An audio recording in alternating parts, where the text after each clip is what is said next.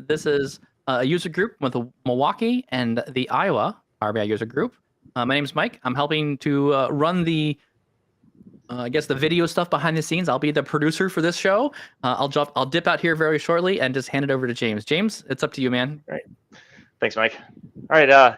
Hey, everyone. James Bartlett here. I'm one of the leaders of the Iowa Power BI user group. And today we're featuring Greg Baldini, going to be talking to us about going beyond the GUI, graphical user interface, in Power Query /M in Power BI, Excel, data flows, that sort of thing. All right. Take it away, Greg. Thanks very much, James, and thanks very much, Mike, for handling the behind the scenes. As James said, my name's Greg Baldini, and we're going to dive right in. And we are going to start by talking about, I think, the most important topic of the evening, and that's me. I'm Greg. I've got lots to say, and if you like what I have to say, please get in touch. All of the material that we're looking at today, as well as all of the code, is going to be posted up after this session. So definitely feel free to take screenshots, but don't worry if you miss something or want to revisit it later. It'll all be available to you. As we're going through, definitely feel free to ask questions. We're monitoring the chat. Anything comes up, feel free to drop something in there. And if I don't see it, Mike and James will definitely bring it up when it's relevant, and we'll definitely recap at the end for any questions after everything. And this is something that I'm required to include in any talk that I give. My boss makes me put it on there. I'm a co-founder of Argus PBI, and we are a new company building software to make Power BI, managing and operating Power BI much easier and much more akin to the data and analytics experience that we get in Power BI. We're launching in winter 2022. And if you want to hear more, feel free to follow that link, but we're going to jump right into the actually interesting parts of this presentation. So this is what we're going to cover. At a high level, we're just going to walk through some things that you already know. Then we're going to break those down and see how those are built up. And then we're going to build some new things. And along the way, we're going to build back up to one of the most complex built-in pieces of Power Query, and we will understand how to do that from the ground up and be able to use that as a building block for generating more complex solutions and more complex things in Power Query. We'll end up creating some reusable functions that we could use across multiple queries, and how we can test those as we develop them. So with that, we're going to hop right in. At the end of this, you're going to know what a query looks like. You're going to understand how to write M expressions by hand and what that means, what an M expression is, and understand how we can write and use functions to extend the capabilities and functionality that is built into Power Query. So before we dive into the nitty-gritty and get into the code, I just want to situate and make sure that when I talk about things and reference things in Power Query, we're all talking about the same pieces. So the first question, and I would love to see some answers from you all in the chat as to what is Power Query? What is this thing that we're going to be talking about? And as you guys start putting those in there, I'm just going to give a basic overview of the UI and the things that we'll be referring to throughout this presentation. So this is Power Query. This is a little screenshot of an incredibly simple query, and I just want to make sure that when we talk about the components of Power Query, we talk about the same things. So on the left-hand side, we've got the first labeled box, number 1. That is the list of queries. A query in Power Query is just a named M expression. An M expression is something that we're going to be seeing a lot of. Queries are just one particular and special type. The second thing is the big window, or the big section of the window in the middle. That is the expression preview. Whatever M expressions we've written, we'll get a preview of what those expressions evaluate to in that preview pane. On the top, above the preview pane, we've got the formula bar. This is not turned on by default, but you can turn it on in the View ribbon menu, and we'll take a look at that once we get into the demos. On the right-hand side, we've got query settings, and this is really just the place where we go to see the applied steps. And then up at the top is the Advanced Editor button, and that is your new best friend and where we're going to be spending most of our demo time today. I see a couple of answers in the chat. It's a tool to get and transform data. I see Alex Powers of Alex Powers BI. It's Power Query everything. I see the nuts is what it is. It's an ETL tool. These are all really good answers. I've got a little bit more of a particular answer in mind, and we'll build to that in just a bit. But the first thing I want to jump into is the Advanced Editor. And so if you've ever popped open the Advanced Editor, I just told you it's your new best friend. But when you look at it, you just see a whole bunch of text that's all really long lines and sometimes a little bit intimidating to get into. But the advanced editor maps perfectly to what we do know and what we're familiar with in the applied steps of a query. All of that junk is just a series of names bound to values. Those names are variables in M. Each variable that we define references the prior one. And the last variable defined is simply the thing that we get out of the query. So everything that you see in the advanced editor has a one-to-one correspondence with what we see in the applied steps. We see an applied step named source, and if we look at the advanced editor, we see a step, a variable, a name of source. We see the next applied step on the right of promoted headers. And then on the left, we see this thing with this weird hash quote, but then it is promoted headers, the same name. And then we see a thing in the applied steps that is a changed type. And that changed type also appears in our advanced editor expression. And we see that again with the weird hash quote thing. And then at the very end, we see another reference to that changed type. And so the general structure of any query that you build through the Power Query UI is a let binding. It starts with let, and then you see these series of variable names. Each of these variable names is a function call or some other M expression. And then finally, you return the last step defined.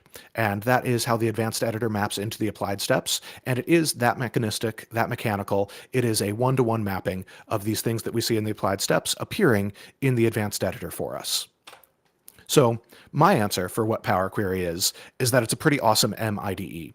An IDE is an integrated development environment. It's a tool that allows us to write code and enables us to write code more efficiently and more effectively. But I've sort of punted on the answer here because I've said Power Query is a thing that lets you do M, but then that just leads to the question of what's M? And so my answer for this is that it's a functional language derived from F# with a standard library that is banging for data processing. This is not helpful if you actually want to understand what M allows you to do, though. It's a good answer in some ways, but not a helpful or useful answer. So what does it mean? It means that everything you see is an expression, and everything is evaluated to return a value. And this puts it in a little bit more practical terms because it sounds like something else that we should be familiar with and should be comfortable with on some level if we're using Power BI, and that is DAX, because DAX is also a functional language where we evaluate a bunch of expressions and finally return some value. In DAX, those values are more often than not scalar values, single values that we use in measure definitions, but we can also define tables in DAX with a calculated table, or we can define a calculated column, and we can certainly run DAX queries. We're not going to be doing too much of that tonight, though. In M, though, most of our outputs tend to be tables, and our expressions are things that evaluate to tables.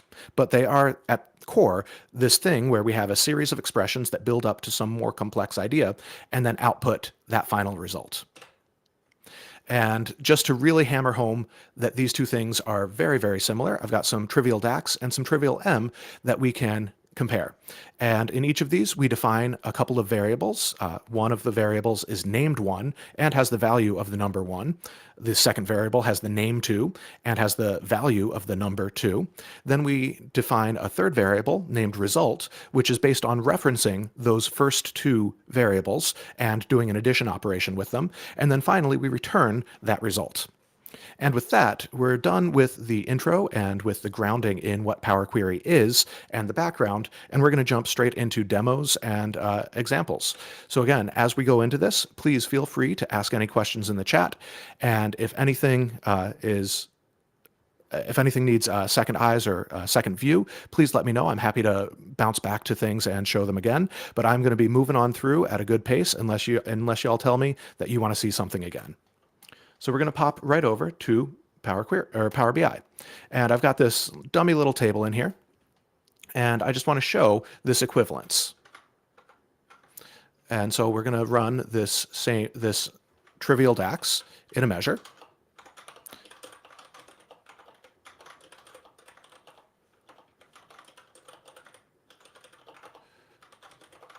And this is the sort of very complex and deep, sophisticated code that you should be coming to user group presentations for. I hope we can all make some good guesses about what this result might be, but if it surprises you, that's okay too. We've got this new trivial DAX measure written though, and it will return some value for us. I see an answer of 10. That's a very good guess. You know what? It's in the right ballpark. It's a positive number. That's a good thing to have. We'll drag this on here. And these are the deep insights that I think we all have grown to expect from Power BI, that our trivial DAX expression can add up to 3. And with that, we're not going to see this window of Power BI for the rest of the presentation. We're going to pop right into our Power Query editor, and we're going to get into some of this. I've got a dummy table in here. This is just because to define a measure in the model, you need a table for that measure to live in. And so there needed to be a table to exist, but this table has nothing in it. It just exists to serve that purpose for that first part of the demo. We're going to make a new query here,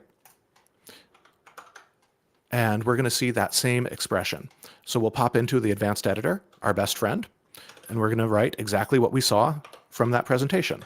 Let 1 equals the number 1, define a variable named 2, and bind that name to the value 2.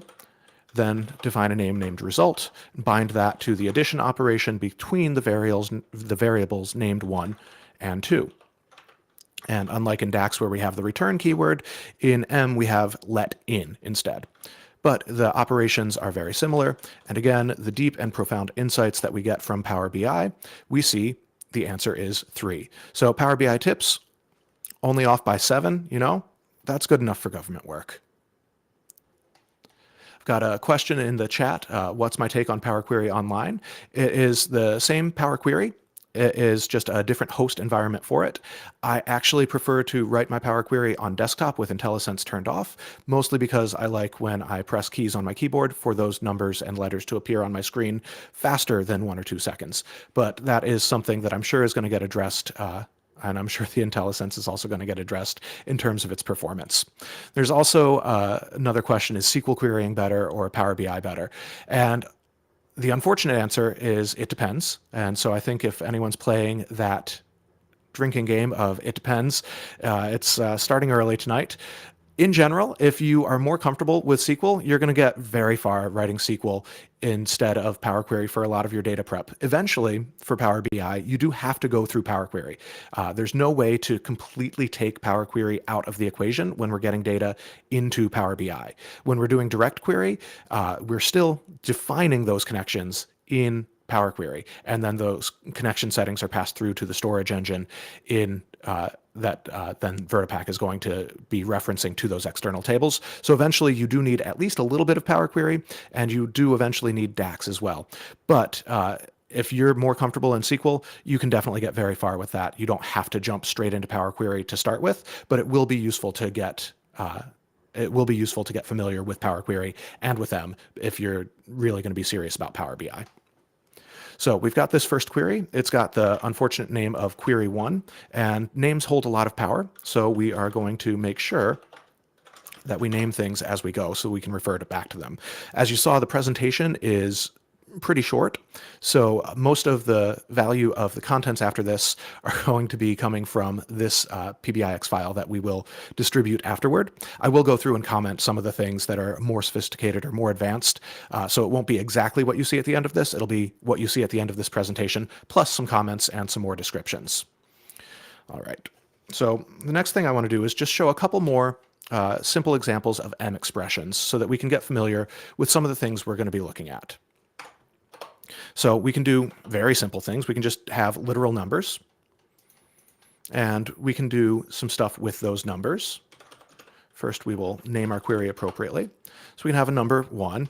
We can do another step, and we could have something like 1 plus 2. This is using the arithmetic operator, and that will add up as we might expect. We can do another step, and we can do things like multiplication, and it follows the expected order of operations. The 2 times 3 will happen first because it's multiplication, and then that will get addition with 1. But we can also use parentheses to change that precedence for this evaluation. So we've got simple examples and simple expressions that we're all probably pretty familiar with from some other language. And we will just label as we go. We've also got a number of functions that we can call on these sorts of numbers. So we can do something like number and take the sign of a number and see what that is. We can also See what happens when we negate things. So all of this stuff composes together pretty well. We've also got some other data types that I'd like to look at. We can do text with double quotes. And Power Query likes to call this sort of thing text. Most other programming languages you might be familiar with would prefer to call these things strings, but they're the same thing. It is some amount of characters that are delimited by a quote. We can also combine these together using the ampersand as a concatenation operator. And so we can get strings like that. We can also operate on this. So we've got this step that we've defined of custom1. We'll probably go back and rename that, but that is the string ABCDEF. We can call functions on these as well. And this will uppercase everything that we see in here. And to call a function, all we're doing is we're giving the name of the function, and then we're using an open paren and a closed paren, and then the arguments to the function go in between there.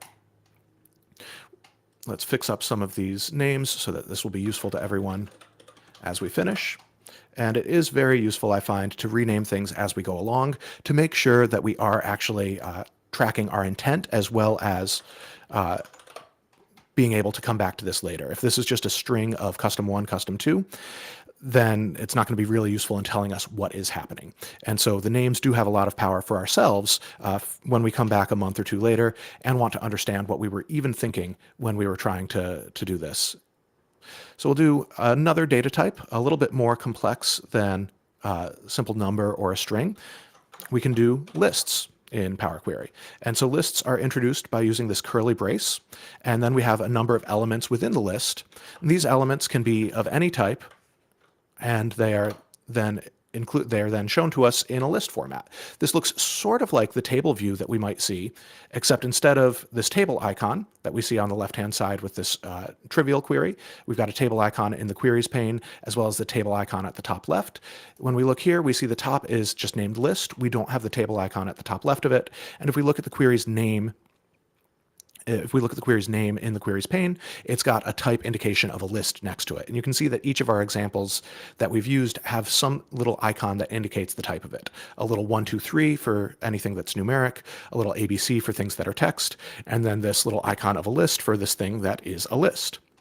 Now we can do more things with lists. We can concatenate multiple lists together with the same concatenation operator that we saw for text. So we start with a list of 1, 2, ABC, and then we can have a second list of, say, 3, 4, DEF. And when we type things properly, it will work. I missed a comma there and added that in. And so now we've got the first list that we defined, and then we've got the second list concatenated onto it. We can also generate lists. There are a number of functions that we have access to create lists of things. And these are sometimes very special purpose. We can do something like list of numbers, and it just wants a start number. And then we can give it a number of things that we want to see. And that'll give us the numbers 1 to 10. We can do things like date times as well, or just dates. And so that then we could pass in a date type. So we could do something like today's date as the start. And then we could do a duration of 1 day and a count of 5.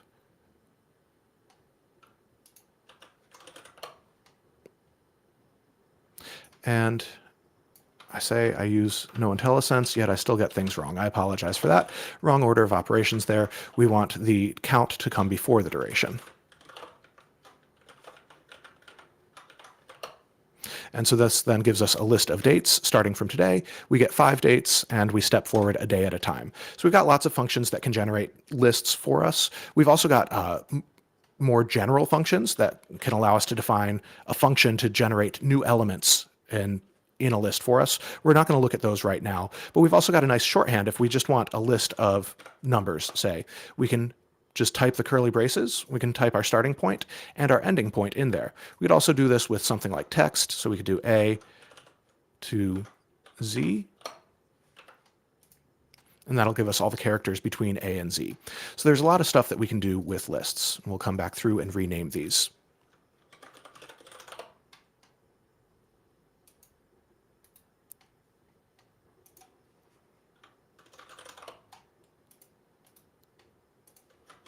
going off mute here just for a moment. I did Yep. not know you could do the doggone A to Z of that. I knew you could do it with numbers, 1 to a number, and I think Alex Powers was putting in the comments, 1.10 to give you the ordered list of numbers there. But that's pretty stinking sweet, being able to see that you can do a list of letters as well. Yep. Does that work on other things, like similar to how the autocomplete in Excel works, where you can do like January, February, and then drag down and have it do the rest of the months? You definitely can't drag down. You need to know your starting and ending point. Right. I don't know how general it is, though. Let's see what it does with some dates. And this is one of the things that you should take out of this, is that you should feel very comfortable to pop in here, write some code, and experiment. So we've got date. Let's do... Oh man, here we go. Does that break? Okay, so the dot operator is not actually defined for dates. So I'm sure there are probably some other things, but it did not work for that one. And we've got a lot more to cover. So we're going to Alex Powers says it goes through the ANSI 2 map as well. So ANSI 2 characters. We can do that later, but like that's pretty. I didn't know that it would do that as well. Yep. So I mean, that's cool. That's why it's working for A to Z. Like I could have done cap A, and that'll give us the caps, and then look at that. This is just the ASCII character table. So these all are assigned to numbers that range between 0 and 128, and so these are the things that exist between there. No, okay, learns up. This is amazing. This is why I'm so happy to have you here, Greg. I'm like literally like absorbing as we go. This is like a personal training session with Greg. This is gorgeous. Love it. Oh, but Mike, this is just the intro stuff. I know. I'm so easily amused. Another data type that is useful to know about in Power Query is records. Records are introduced with this square brace syntax, and this is a way to map fields to values. And so we can do something like field 1 equals 1 and field 2 equals ABC. So records are just these things that have named slots and then values in those slots. And records have a lot of similarity to tables. So much so, in fact, that a list of records is basically the same thing as a table. Not quite. I've made my single record into a list by wrapping it in these curly braces to create a list. And then we've got a nice function, table from records, of a list of records. There's only one record in that list. But when I do this, it then gives me a nice little table here. And so if we take a value out of that, say by going to the first row of a table, and this is indexing syntax. So with lists and tables, things that have this idea of order, we can do this indexing syntax. And this is just saying, take the thing that has this idea of order, either a list or a table, and then do this indexing operation, which says, give me the first element out of it. And M is 0 indexed as it should be. When we get this back out, a row of a table is a record. And so there's this really nice similarity between those. You'll also see the one time that Power Query will lie to us. On the right-hand side here, we've got this step now named navigation. If we look at our advanced editor, this has the name custom1, as it did when I started the step, but it's now named navigation. Power Query will combine multiple navigation steps and show them as just a single applied step named navigation. There's another way to access data, and you're probably familiar with this in custom columns or the table add columns transformation, is you can use this square bracket notation to extract something from a record. And so now what this is doing is it's saying source was this record with field 1 equals 1, field 2 equals ABC. And then we've got this thing that we made a table out of. And we made a table by wrapping source in curly brackets to make it a list. And then we said, treat that list of records as if it is a table, and please give us the table. Then we used indexing to get the first element out of the table, which was the record we started with. And then we said, we want to do field access on that record that we've extracted to get this field 1. And one last thing I want to show with records is that we also have a concatenation operation here.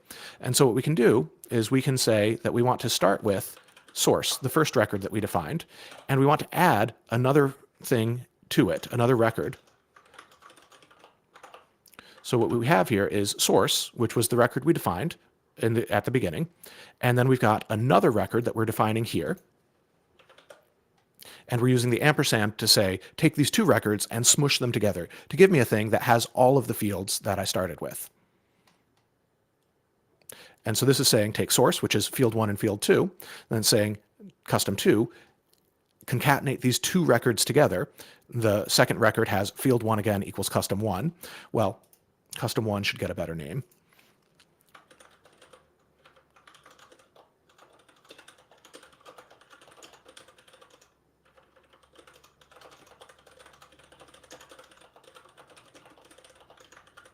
Sometimes good names are very verbose, but luckily we can resize panes. There we go. Make a table from a list of records and extract the first row and then get the field 1 from it. We're going to close this down a little bit. And then custom 2 is our concatenation of records.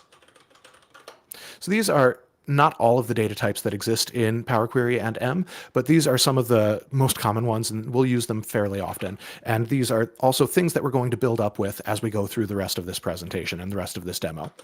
So it is good to understand what these things are, how we can take small elements and combine those to make bigger elements, and how we can do these operations on multiple different things.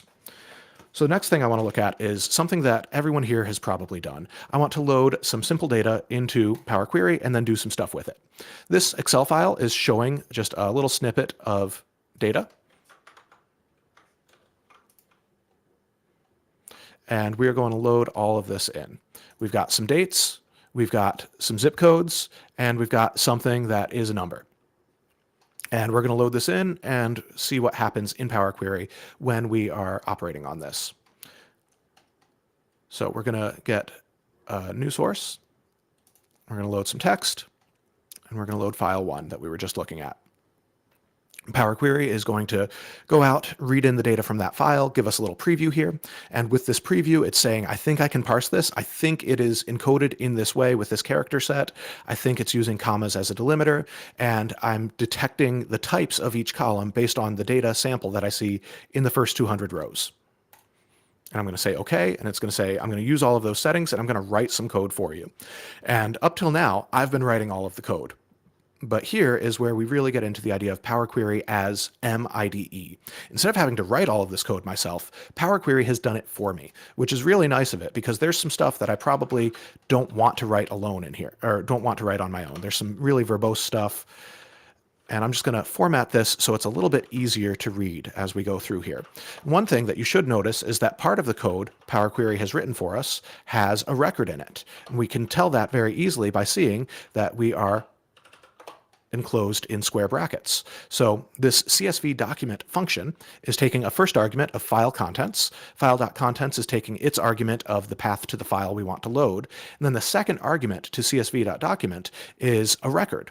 That record is enclosed by these square brackets, and the first field of the record is the delimiter. So this is what is separating those fields in the CSV file, the number of columns we want to load from that, the encoding of the text in that file, and if there is any quoting style. And we don't need to understand what each of those pieces means, but it is useful to understand that Power Query is using all of that to help us load data without having to write all of this code. So without having to understand what exactly these things mean, I'll note there's another record argument here in promoted headers. And then we've got this transform column types that was based on the preview and what it said it was going to do in terms of casting these values to specific types. And there are a couple of really nice things about this example that we can learn from. The first is this idea of record valued arguments to functions. Many functions in Power Query in M take optional arguments, and the way that optionality is shown or is represented in the syntax of that function is that if there are optional arguments, those optional arguments go into record argument, usually the last argument of the function. So all of these things are optional. Not necessarily all of them, but they're arguments that aren't being directly passed to csv.document, but csv.document actually knows how to read this record and get what it needs from there.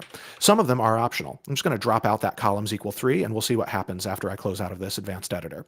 We also see a second instance of that optional argument here in promoted headers. And then we see this list of lists argument type. And this is something that shows up a lot. And it is very useful to understand this pattern. And what this is for functions that can operate on some arbitrary number of columns or can do some arbitrary number of steps as one combined operation. So transform column types here is going to transform 3 different columns to 3 different types. And the code needs to be able to understand which 3 columns of the table we're operating on and how each of those columns is going to be transformed. The first argument is simply the table that is defined in promoted headers. But then we get this list of lists. The outer list is indicated by this curly brace, and then the inner list is the second curly brace. It says the column with the name of date is going to be ascribed to the type date. The column with the name of zip code is going to be ascribed to the type text. And the column with the name something is going to be ascribed to the type int64. And each of those transformations is going to happen as part of this one call to table transform column types. So this list of lists where we operate on some subset of the columns or of the values in some larger composite data type is a very common calling convention in M functions. And so it's useful to understand that when you're looking at things. If I see this list of lists, it's a function that's operating on some subset of the argument that's passed into it. So you'll recall that I deleted out this columns equal 3. I'm going to hit done, and we see that nothing actually changes here. That is an optional argument. Some CSVs are ragged, that they have kind of optional columns off to the right, and not every row has all of those columns. So you would use that columns equal 3 to say that I know these first 3 columns in my CSV are good and I want all of that data, but there might be ragged data off to the side, and I just want to ignore that when I'm bringing this data in. So this is how a file gets loaded, and it's also a useful exploration of a few common calling conventions in Power Query. The next thing that I want to load in is a folder, because a folder is actually one of the most complex things that Power Query will do for us when it's loading in many files from a folder. And I want to look at what it builds, and then I want to make sure that we can learn enough through the rest of this demo to understand exactly what it has built for us and how we can do similar and the same. So I've got a folder of data with files similar to this file 1 that we have loaded. They are creatively named file 2 and file 3. They all have the same structure but different data. So I'm going to ask Power Query to load the data from this folder. And what it does is it goes out and it reads from the file system everything that exists in that folder. We see that we've got names of these files, we've got extensions, and we can see there are a couple of images in here, so I'm going to have to do a little bit of cleanup before Power Query can load all of this for me. It's got other metadata about those files as well. So when I say to load this, what it does is it gives me a tabular representation, a table representation of the metadata from my file system.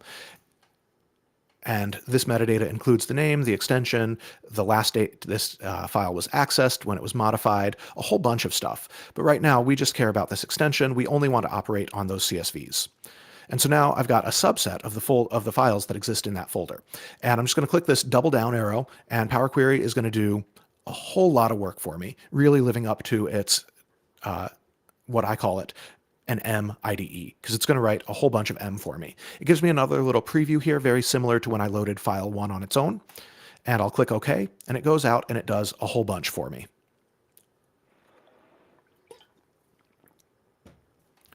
And we can see a whole lot of queries have just shown up. It's even made a couple of groups for me to help organize all of the code it's just written. And so if we look at this, it's saying that the files, the data from the files in the folder named data, we've got files 3, 2, and 1 in here. We've got all of this data from these files.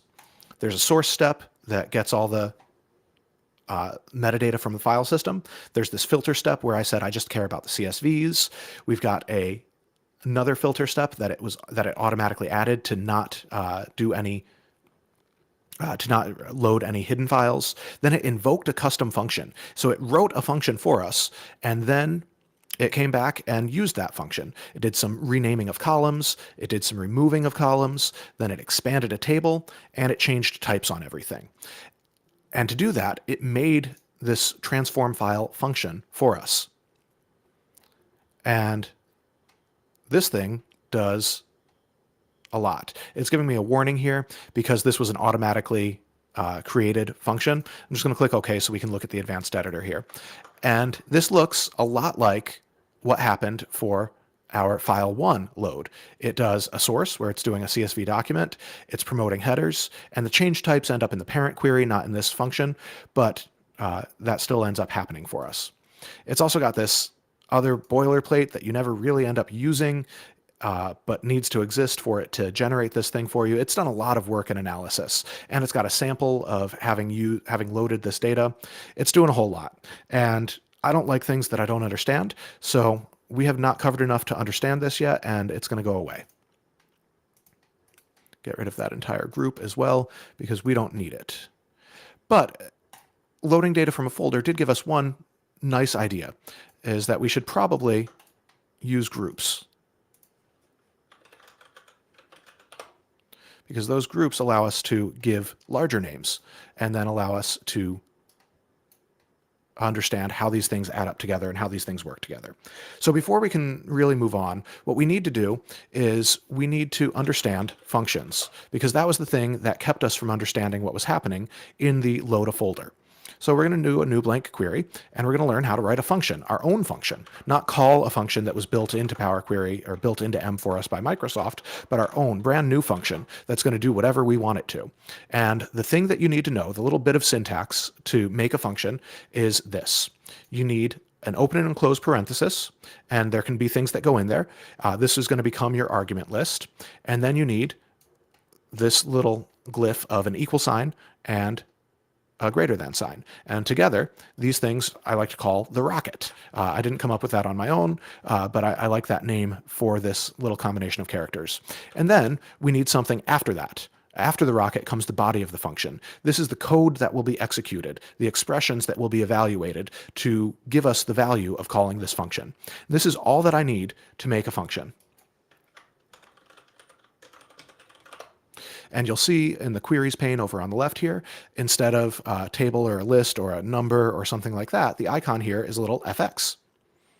And that fx says that the type of this thing, of this query named simple function, is in fact a function. And when we look at this preview, it gives us this option to invoke. So I'm just going to click that. There's a button. I should click it. And what it does is it then calls that function. And again, to call a function, you give the name of the function, then you do an open and a close parenthesis, and within that open and close parenthesis, you give the arguments. But this is a function of no arguments. It takes no arguments, and it then evaluates its body. Its body is simply the M expression 1, and so it comes back as 1 for us. So this is the simplest possible function we can write. What happens if we try to pass it an argument? Well, this is where we start to get into trouble. The error here is actually pretty descriptive. One argument was passed to a function that expects 0. Grammar mistakes aside, this tells us exactly what goes wrong here, is that the function wants no arguments, and we said, I know you don't want anything, but I really want to give you this too. And it says, no thank you, I do not want your 2. So this is a function with no arguments. We can also do functions with multiple arguments.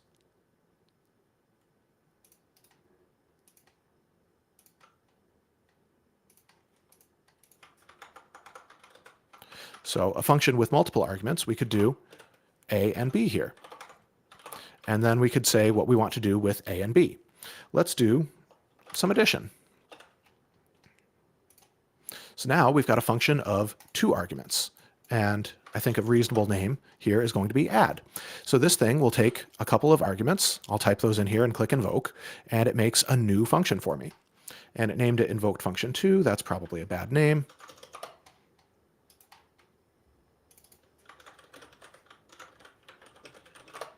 And so when we look at how we invoked add, well, we called it with 2 arguments. We've got the name of our function, then we've got the first argument and the second argument. So what happens if we give it 3? Okay, it doesn't like that, because now it got 3 arguments when it wanted 2.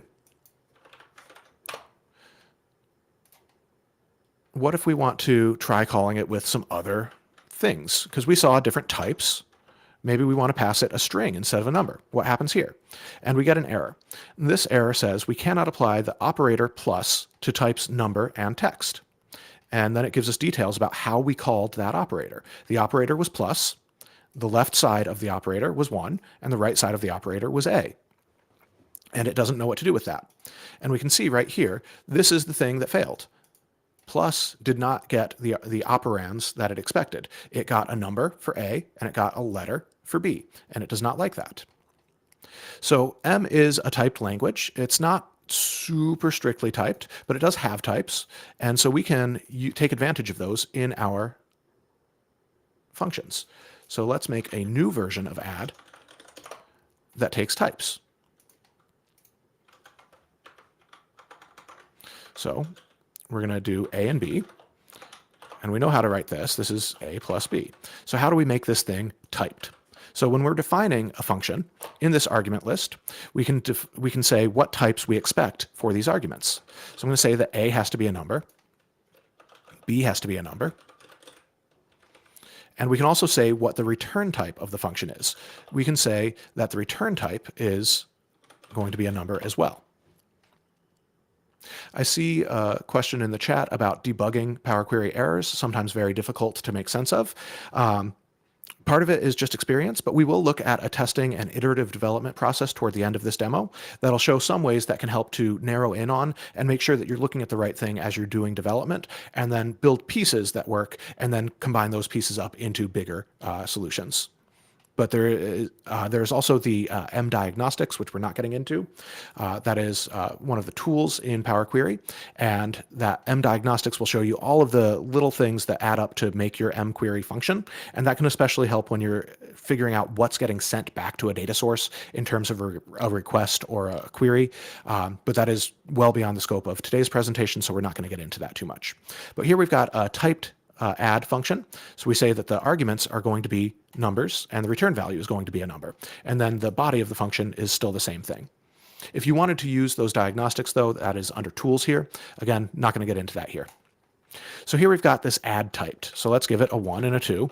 And again, the deep insights, you should be shocked to see that 1 and 2, when added together with types, still add up to 3. But now we can see what happens if we pass this thing not a number. When we defined add typed, we said that this first argument must be a number. So we're going to do this one. And now we get a different error than when we had a type error for invoked add. So when we did this on the untyped version of the function, we got a type error about the operator, and that the operator plus cannot operate on number and text. Here we get a type error that we cannot convert the value A to the type number. So this type error is coming earlier in the evaluation of this function. When we have the add function, the arguments are, no matter what the arguments are, they are fine from the perspective of the function. It is only when we get to plus that plus yells at us about types. But when we define add with types, as soon as we call the function, before we can even get to the plus operator, this function is going to inspect its arguments and say, hey, that first argument that you gave me cannot be interpreted as a number. So I'm going to throw an error now before we even get to the plus. So taking advantage of types can help to define intent and also can help to get errors earlier. This is one thing that can be useful in debugging, but also sometimes you lose important information. So in this specific example, I do find the error about plus wanting 2 numbers to be a more helpful error than that A cannot be converted to a number. But both will point you back to the function that was being called and the types of the values here. We can also do conditionals in functions. So that's one other piece of M that I want to look at real quickly. So we'll do a new function. We'll name this conditional. And so we can define a function that will make some sort of choice rather than just computing deterministically. So we're going to take one argument, and then we're going to calculate a couple of things about this argument.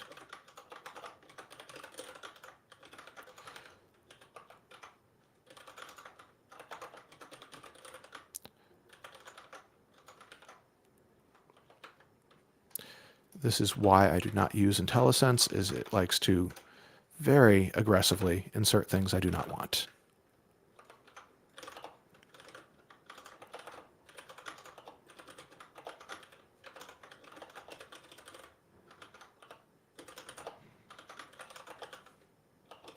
So this is how we can do conditionals in Power Query in M. So we use the if keyword, and then we have some expression that will evaluate to a logical true or false. We use the then keyword, and then we get what happens if this thing is true. And then because this is an expression-based language, the else is required. You can't have an if without an else, because if this condition were ever false, then there's nothing to return from this if. So we need the else part of the if. The entire expression is an if then else expression, and the else happens if this condition is false. So this is now a function that can tell us something about its argument. And so we'll invoke this. We will give a proper name, and we will group appropriately. And we can see that the sine of 1 is bigger than the cosine. We can see that the cosine of -1 is bigger. And bonus points if anyone spotted the error that is in that function. I'll pop over to its definition again really quickly, but there is in fact an error in here. It won't throw an error, but there is an error. So if anyone wants to drop that into the chat, you get some bonus points that are actually worth nothing, but they're very fun. So this is how we write and use our own functions in Power Query. So now we know we have enough to build back up to that same load a folder idea, except we're going to do it ourselves, and we're going to do it better than Power Query because we're not going to have so much superfluous stuff hanging around. So what we need to do is get a folder view back here, and we will load this up, and we will browse to that same folder.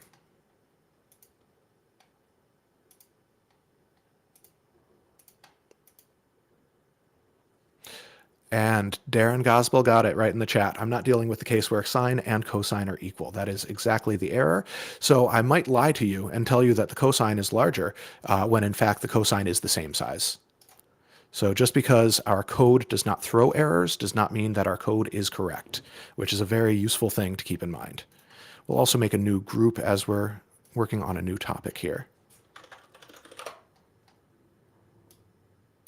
So this is the view of files that exist in our folder. And before we get into building our own file loading function, I just want to show a really quick and useful thing to keep in mind, because this does come up as well in throughout Power Query, is the idea that functions themselves are values. Functions can be passed around. And so I'm going to show that with a little bit of a contrived example, but it does allow us to use some of the stuff we've built already. I'm going to extract the size metadata about these files. I'm going to add a custom column. And I'm going to do that with this custom column button up in the Add Column ribbon menu. And I'm going to name this function value. And the value that is going to be in each row is actually going to be this function conditional. So each row of this data here has a column named function value, and the value in that column for each row is a copy, a separate instance of the function conditional. This thing, if we click on it and navigate to it, this is the function. It's not a copy to, it's not a reference to, it is a copy of, it is another instance of that function. And functions can be passed around in this way and can be values in this way. And then I can add a second custom column in here.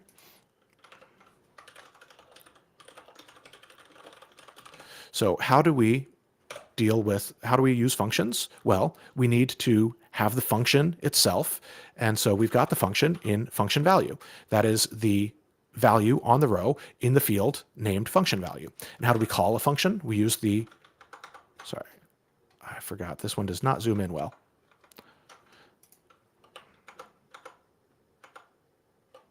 Use Windows Zoom here. So we call it with an open paren, and then what we need to do is pass it something as an argument. So we're going to pass it size as an argument. So we've got a function, which is itself a reference to a field in the row. That is the function. That's not the name of the function, that is the function. And then we're calling it on another field in the row named size. And we'll click OK here, and we'll see our function get added. And for each of these sizes, the cosine is bigger, or possibly the same size as the sine, because I did not actually handle that condition. But this is a way that we can pass functions around, and this is also something that does happen fairly often in Power Query. So now we want to be able to load files with a function. Well, we've got a thing that can load files. So we're already part of the way there. So I've just got a copy of this. This is the code that I already cleaned up. This knows how to load specifically file 1. And we want to make this a thing that can be a function and can load files. Well, the first part is easy. We know how to make a function. We use the open and close paren and the rocket operator. And now we've got a function. So problem solved? It's not quite solved. This is a function of no arguments. And when I invoke it, it reliably loads file 1.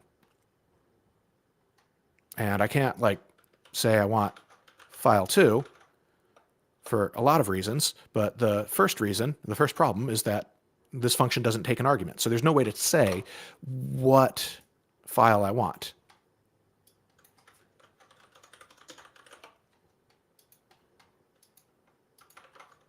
Again, we're going to rename as we go, load a file.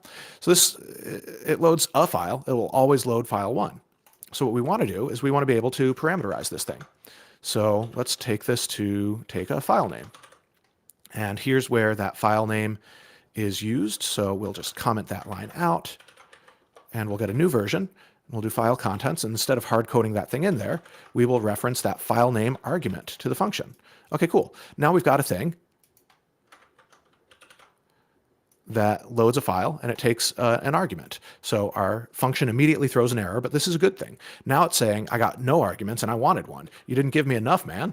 So I'll give it a little bit more, and I'll give it a path to a file, and it loads file 1.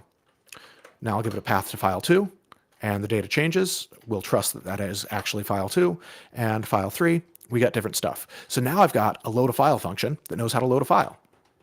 So we can come in here. I'm just going to take out a bunch of these columns so we can see everything that we care about at once. And so now all I want to do is to invoke this custom function. So rather than going through the custom column dialog, it's actually, if you've got a function already, you can just use this invoke custom function, and it gives you this nice little list of the functions that you have defined, and it lets you use this dropdown. So we take a file name, so we'll go OK, and error. All right. So we don't have an absolute path. We've just got the name of the file. And this thing wants the whole path. But also, you should be asking yourself a little bit of a question here. Like, why am I spending all this time trying to read the file when I've already got the content right there? So we've actually defined our function in the wrong way. But that's easy enough to change. So we just want to come in here, and instead of taking a file name, we just want this file contents. So file contents is actually what needs to be the first argument to CSV. Or csv.document. So I'll come in here, and instead of taking a file name, I'll actually take file contents. And then I will pass that directly into csv.document. Okay, cool. So now we've got a new function that looks a lot like the old one, except instead of taking a name, it takes some contents. And immediately this sample errors. But again, that's a good thing, because we know what it needs for this sample. It needs file.contents. So now this thing still works. Let's change the number here, and the data changes. That's good. And so now I've got this file data, and instead of referencing the file name, we're going to reference the content directly. So this is just another way we can edit. Instead of going into the advanced editor, we can just go to a step, and we can edit the code that's being evaluated there. The code that's generated for adding a column is this table.add column with a table as the argument, a new column name, and then some code to evaluate to generate that new column. So now we're just referencing that content. And now we've got a subtable on each row.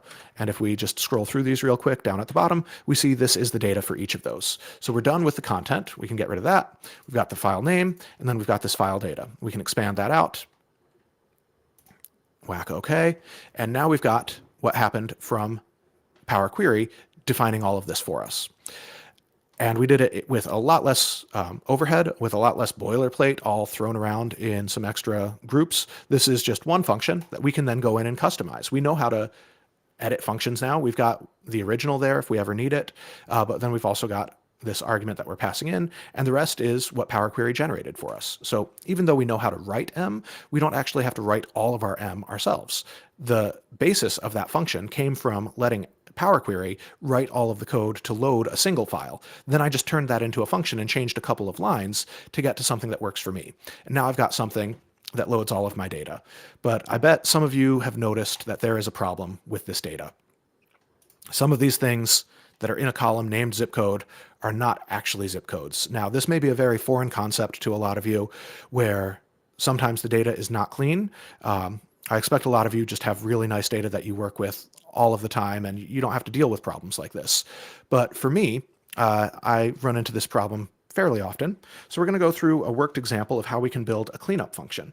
And the reason that we want to build a function for that is because there are a lot of steps to deal with this.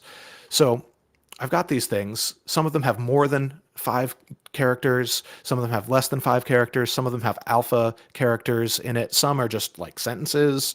And what I want are US zip codes. And for my purposes, a US zip code is a 5-character string that contains only digits. And I want a function that can be used here to clean this stuff up, because I don't want to put in like 6 or 7 steps on the right-hand side here that add up to cleaning up a zip code. I want one thing that says I am cleaning up the zip codes. So that's what we're going to build. We'll make a new group here, and this is going to be clean zips as a group, and then we will make a query in here, and we want a function that fulfills some rules. So we know we want a function, and we know it's going to take in something that is a potentially malformed zip code. And then it's going to do some stuff. Right now, I'm just going to return that same potentially malformed zip code, and I just want to describe what I want. I want a function that when it takes this thing in, it's going to check for length.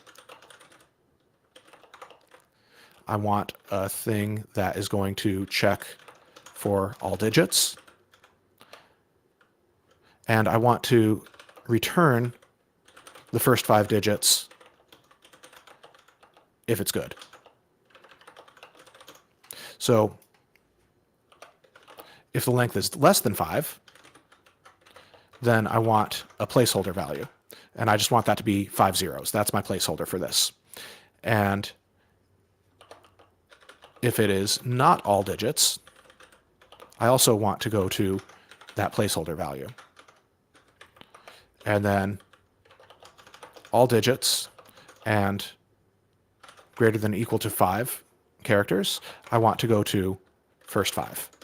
So this is the logic of how I want this function to work. But none of that is code. Some of it might look a little bit like code because it's got some angle brackets in it, and there's a less than or equal, but this isn't code. But this is what I want my code to do. And I want it to give me either the first 5 characters, if those are all digits, or the string 00000. And so now I need to do something to figure that out. But there are a bunch of cases there, and I'm going to want to be able to check those, and I don't just want to call this function repeatedly with different arguments. So for now, I'm going to say that's done, and this is my clean zip function. And then what I want to do is I want to make some tests.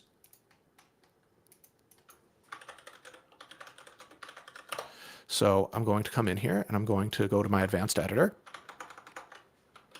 And I've got those comments that I'm just carrying over. And I want a table. And this is the way that we can define a literal table in M. So I'm going to have an input value of text. I'm going to have an expected value of text. And I'm going to have a description of text. And then we want a list of rows that will make up this table. And so the first one is going to be, if I've got something that is too short, I want that to go to all zeros. So my expected output for 1, 2, 3 should be 5 zeros. Then I want a case where it's perfect.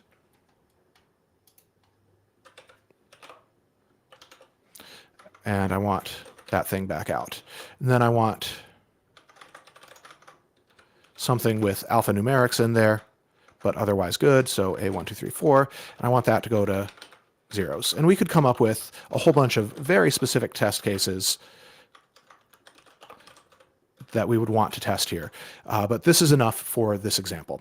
So we've got all of these things in a table. All right, and then what we're going to do is we're going to add a column, and that column is going to be calling our cleanzip function on our input. And then we're going to do one more custom function. And for this one, we're going to say whether our test passed. And our test passes if the cleaned zip code is equal to the expected outcome. And lo and behold, we have one passing test already. 1, 2, 3, 4, 5 is valid, and right now our function is returning this. So we've got one good test. And so what we want to do here is we want something that is going to show us whenever we're failing. So these are our failing tests, and these are the things we're going to have to iterate our cleanzip function to be able to address for us. So how do we write this function? Well, we definitely don't just want that malformed zip. So we're probably going to need some variables along the way. And so we're going to do our first 5. This is just taking out the first 5 characters that exist in here. So we'll do a text.start of our potentially malformed zip code, and we just want the first 5 characters. All right, so this is something. We'll test our cleanzip function, and our same test case is still passing. The 1, 2, 3, 4, 5 was good because we're just returning that 1, 2, 3, 4, 5. And these two are still failing. So now we've got to do some stuff. There is a question in the chat. If we cast the expected column as illogical, what happens? Should not change any of our behavior. Right now it's an any type, but it holds only true-false values. I could cast this as logical explicitly, and that is usually a good idea. But it's not going to change what happens in here because we're still filtering on the falsity, and these things were already falses. Now the whole column is just explicitly defined as having logical types. So now what we need to do is some processing on this text.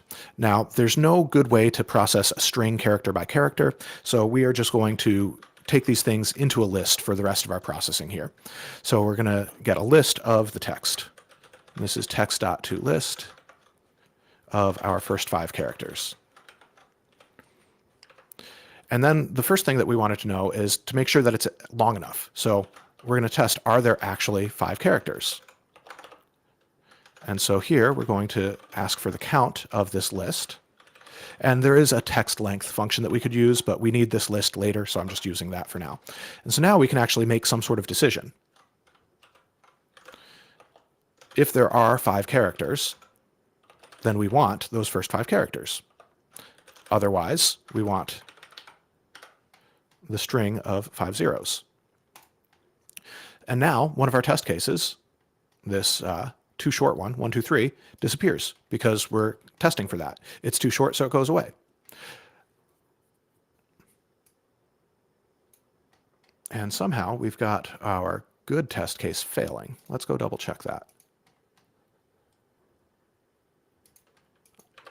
I tested for a 0 instead of a 5.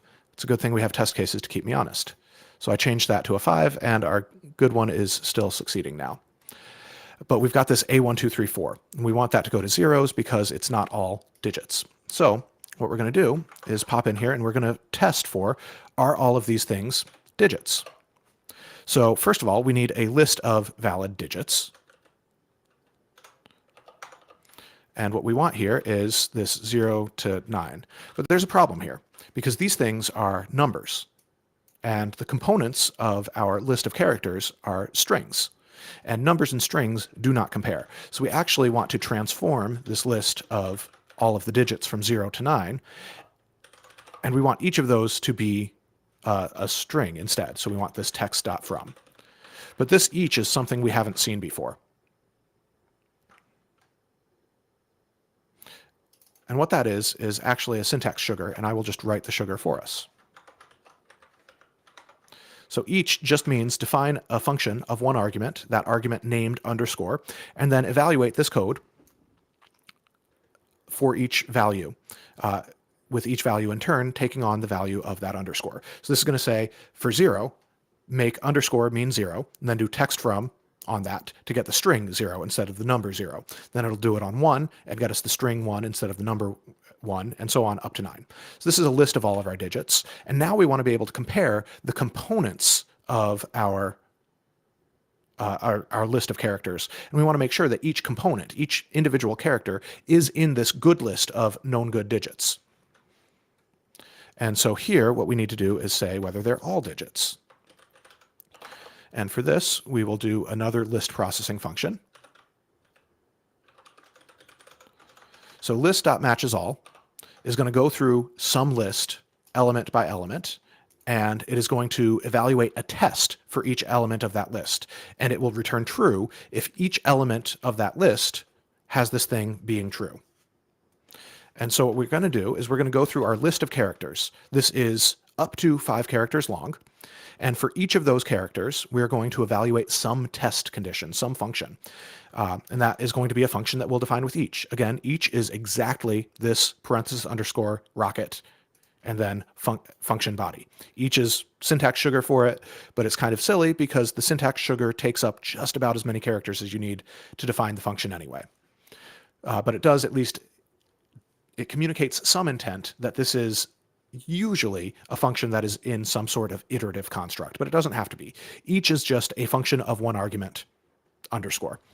But for each of these characters, so each of these things of up to length 5, so we're going to have this A1, 2, 3, 4. That's our failing test. For A, we're going to do something. For 1, we're going to do something. For 2, we're going to do something, up through 4, for each of those characters. And what we want to do is we want to test whether the list of good digits intersects with that character.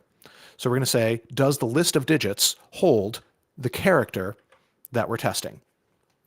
So this is a little bit funky. We've got 2 nested list iterations going on, but it's saying for each character in our list of characters from our potentially malformed zip code, for each of those characters, is that character a digit? That's what this code says. So now we've got enough to build this up. So if it's 5 characters and it's all digits, then we want the first 5 characters. Otherwise, we want these zeros. So now we can click done there. We've got this test clean zip, and this is empty because we only have our failing tests, and none of our tests are failing. So now we've got a clean zip function that reliably does the right thing. It takes something that's too short, and it makes that all zeros. It takes something that's good, and it gives us that good thing. It takes something that's the right length, but has an alphanumeric character in there, and it makes that zeros, which is what we want for this behavior. So now we've got this load a file, and we want to clean up the zip codes. And we could go in here to this advanced editor, and we could, I know how to write the code that I want here, but maybe we aren't entirely sure exactly what we need to write. So what we can do is we can make this thing not a function. We can uncomment that original line. Now this is a hard-coded query again. It's no longer a function. We made it not a function by taking out the argument and rocket syntax. So this is now just a thing that is hard-coded to load file 1. So then what we'll do here is I want to transform this zip code column with my clean zip function.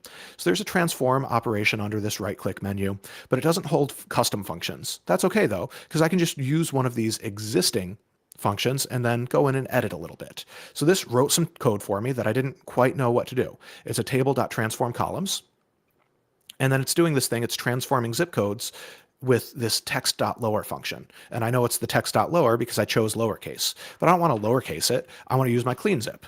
So the way that transform columns works is it takes a list of lists arguments, so it can transform multiple columns in one step, and then it's going to take the name of the column to apply some function to, the function to apply to that column. So this is a function of one argument that is going to be applied to each of these values in this column, and then the type that's going to be returned for that column. So now I've edited this thing, and I'm getting clean zip codes out. And what I want to do is take this thing back to a function. And to take it back to a function, we just give ourselves the argument list and rocket. We take out the hard-coded file name, and we use our argument again. So this is the same edit we did before. We're just round-tripping from a function back to a standard Power query that we can edit through the UI and let the GUI do all of this code generation for us. And then after we let it do all of that code generation, we just turn it back into a function by using this syntax. And so now our data load, without having touched this query at all, we now have only clean zip codes coming through here. And so this is a really useful way to get a nice iterative development process, documenting what we're doing, how we're doing it, and also validating that we're doing what we say we're doing by using this test harness, as it were. Now, we would mark this to not be loaded into the report because we don't actually want that in our data model. It's just useful as we're building the cleanzip function. But now we can trust that cleanzip does the right thing. And if cleanzip ever does not do the right thing, we can add a test case, we can edit our cleanzip function, and then make sure that it's handling that test case correctly. So this is a way we can take complexity. We can take these little pieces that add up to transforms we care about, and we can name that complexity, we can put it in one place, and we can exhaustively test it. If I were to do this cleanzip as a series of applied steps, I would need to do all of these things in my query. And this is 5 different steps, 6 if you count this conditional expression.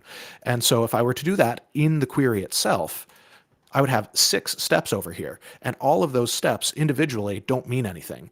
Taken together as 6 combined steps, they mean clean up the zip codes. But if I have them just as applied steps in here, it's very difficult to name that process that is happening. By pulling it out to a function, I can name the process and test it exhaustively. So this is everything that I wanted to go through in our demo. And so we'll just pop over for a quick summary, and then any questions that people might have. So while you're...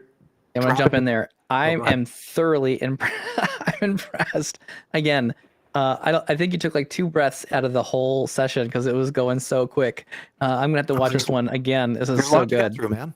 It was a lot to get through. It's super good. Love it. All right. There's a lot of talk here. You've got some good fans here. We have Alex Dupler and Alex Powers showing up. Both the so we're talking right now about now the full duplex has now appeared. There's a third Alex in the world. I'm dreaming for the day when I wake up to my tweet notifications that I get Alex Powers, Alex Dupler, and Alex Barbeau like your tweet. That's the dream for me. The triplex. The trifecta. Yes. Excellent. So definitely throw questions in the chat while I summarize real quickly. I will answer those. Yeah, definitely. Right after this. Yeah, go ahead. So the big thing is that all of Power Query is a set of M expressions. It's a specific format for queries, and it's generated for you by the GUI, but those are things that we can edit and that we can write on our own. And sometimes we can write better. Don't be afraid to poke around, change those functions, go into the formula bar and make edits there, and just try stuff out. Sometimes you'll get errors, but sometimes you'll learn new things. I didn't know if that date... I didn't know if we could generate a series of dates using that nice syntax sugar with the ... and we couldn't. But it was a quick experiment, and I was able to learn with it. And use what Power Query generates for you as a path to learn M. For a long time, when people wanted to learn VBA in Excel, the recommendation was use the macro recorder, and then look at the code that was generated, and then edit that. You can look at Power Query similarly for how you can learn it. Use Power Query to generate M, then read the M, then write the M. There are lots of ways that we can break down our problems into smaller components, and functions are one of the biggest ones that we can use that are not used nearly enough in Power Query. Functions allow you to give names to complex operations, allow you to test those, and then allow you to put those back together into more complex transformations that say what they do. So that's the summary and the things that I hope you take away from this. And with that, it's open for questions. I see a couple in the chat. One question, have I ever programmed with a Lisp like Clojure or another functional language? Yes, with several Lisps. My best introduction to programming was the structure and interpretation of computer programs, which is a seminal course, an introductory course, but seminal, taught at MIT that used Scheme, a dialect of Lisp, for many years. It's taught in Python now. Clojure is also one of my favorite modern languages. Another question, I love the idea of writing test cases, something we don't do enough in data, but I always want to write non-trivial tests. Am I totally wrong to think that way? So you're absolutely right to want to write more tests. It's easier to test in the way that I described here, where it's a function of one argument that has a known set of good cases and bad cases, or at least that you can describe what the good cases and bad cases look like. And when I say describe, I mean with enough detail for the computer to agree that you have described it sufficiently. And then you can test that function that takes in one or a couple of arguments and computes a value for you, and test that those values come out of that function when passed these different test cases. That is what's much more approachable. There's also the idea of testing an end-to-end ETL pipeline, knowing that if I take in this table as input, I should create this other table as output. It's the same idea, and you can represent that in M. It's just a lot of stuff to maintain of the edge cases that come up when you have intra-row or inter-row cases that must be tested for. So it's not enough to say that if I see this row, I should create this row. But if I see these 10 input rows, but not that 11th one, I should throw an error. But if I see these 10 inputs and the 11th, I'm good. But if I see the 10 rows and an 11th and a 12th, I should do something else. As soon as you need to start testing tables, it becomes pretty arduous to maintain those tables. And also, Power Query does hit some performance cliffs, and that sort of testing of tables would likely hit some of those pretty rapidly if you were doing that testing in Power Query and in M. So a little bit of column A and a little bit of column B for that answer. You should absolutely test more, but it's hard to test end-to-end ETL pipelines.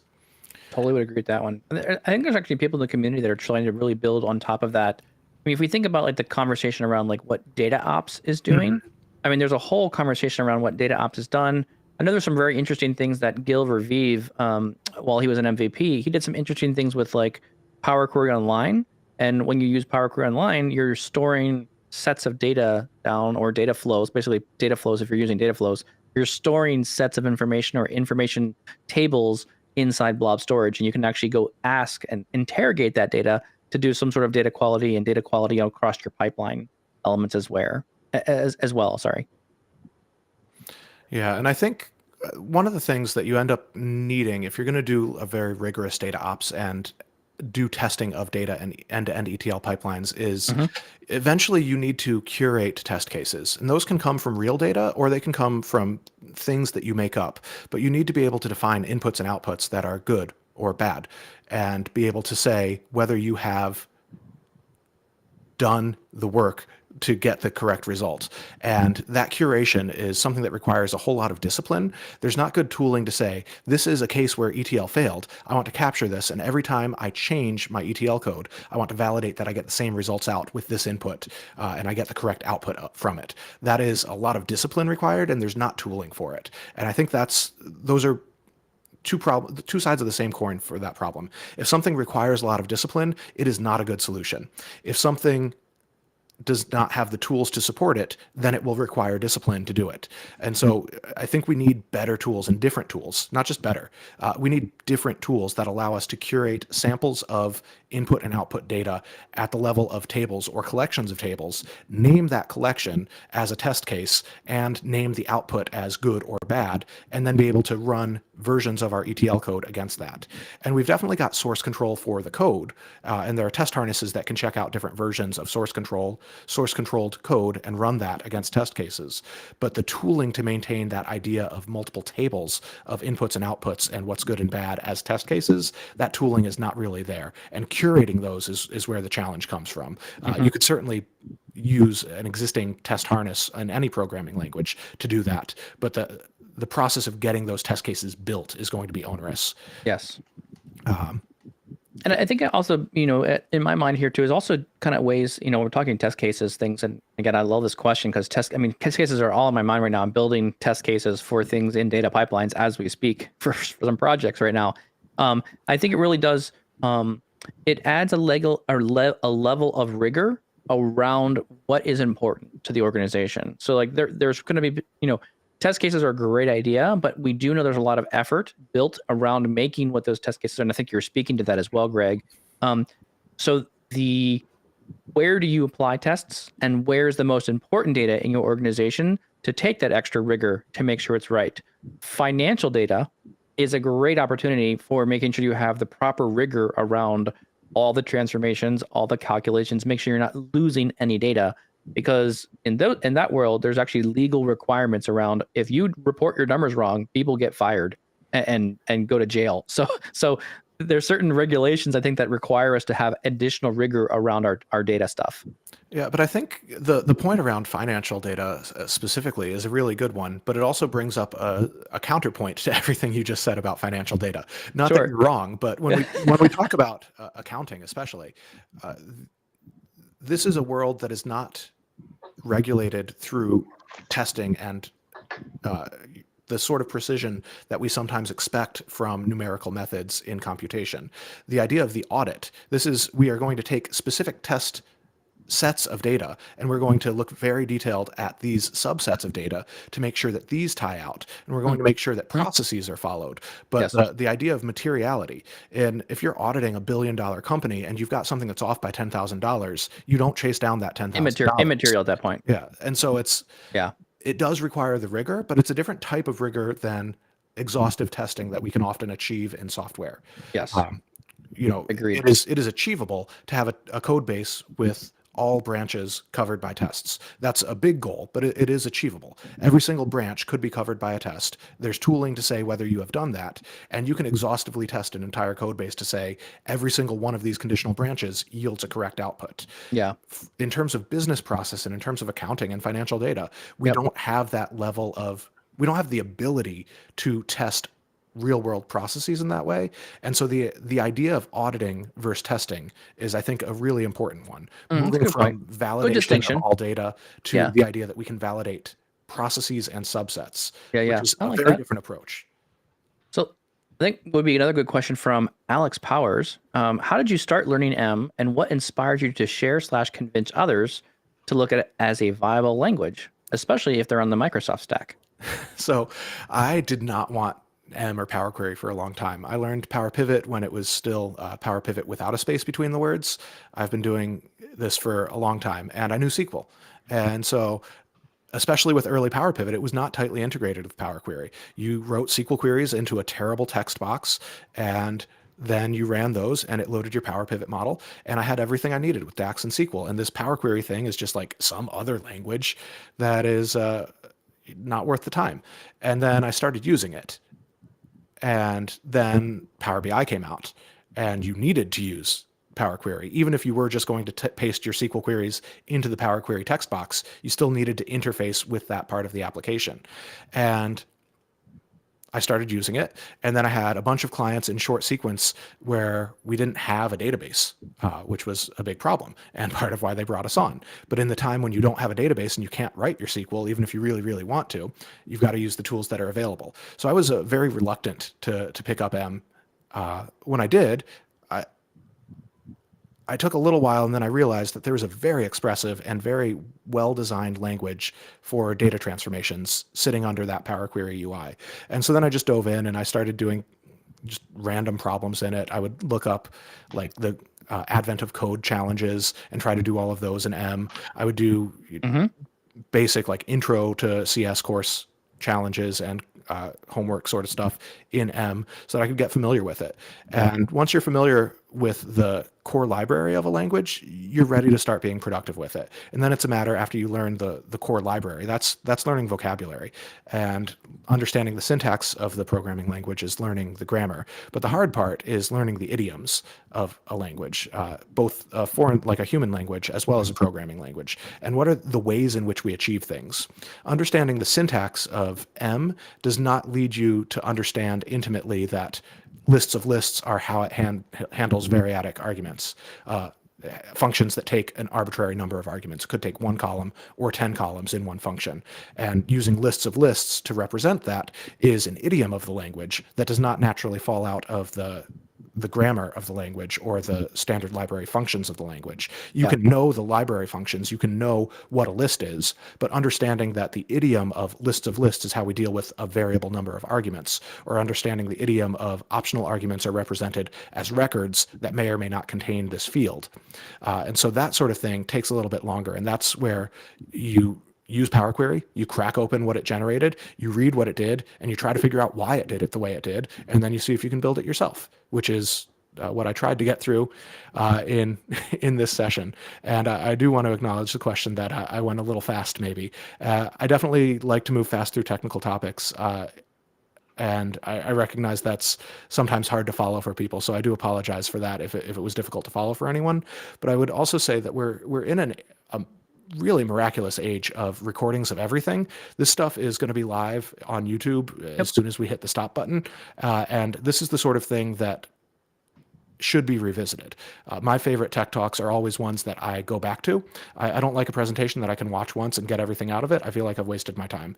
And that's definitely my own personal opinion, but I hope to give presentations that are worth revisiting. Awesome. Love it. With that, I think we've handled most of the main questions. A couple people are just still chatting in the chat window there. James, you want to close us out? You want to do happy hour now? Yeah, I think that's about it. Yeah, let's go ahead and go to happy hour. Thanks everyone for attending this live stream. Hope you all had a good time, and make sure that you follow Greg on his socials. We have his LinkedIn link down there in the description of the video on YouTube, and I believe we also had some links on LinkedIn. And so please feel free to come join us in the happy hour. There should be a link in the chat. Mike just posted there. Yep. Hope to see you in there. So the happy hour link basically is just, we're going to hang out on a Teams call. It's not recorded. We're just going to kind of talk, and we'll invite everyone who's been here. You're more than welcome to show up, ask Greg more funny questions. What's his favorite color of socks, or whatever else you want to do. And we'll tease him with a bunch of good jokes here. And we can then share a bunch of those David Eldersveld memes that are just tickling my funny bone these days. So just a fun time to hang out, talk more things and nerdy things about Power BI and all those other things as well. So feel free to join us for the happy hour, and drinks welcome. So, go to your fridge, grab a drink, and we'll hang out and just talk and then have some more conversation time around Power BI. Thank you, everyone who joined. I'll throw the link one more time just to make sure everyone can join us for happy hour. And then let me just put that in there one more time, just in case someone didn't catch it. If you want to join, you're more than welcome to join us there. Cheers. Thanks, everyone. Thanks, all. Thanks, Greg. Thanks, James.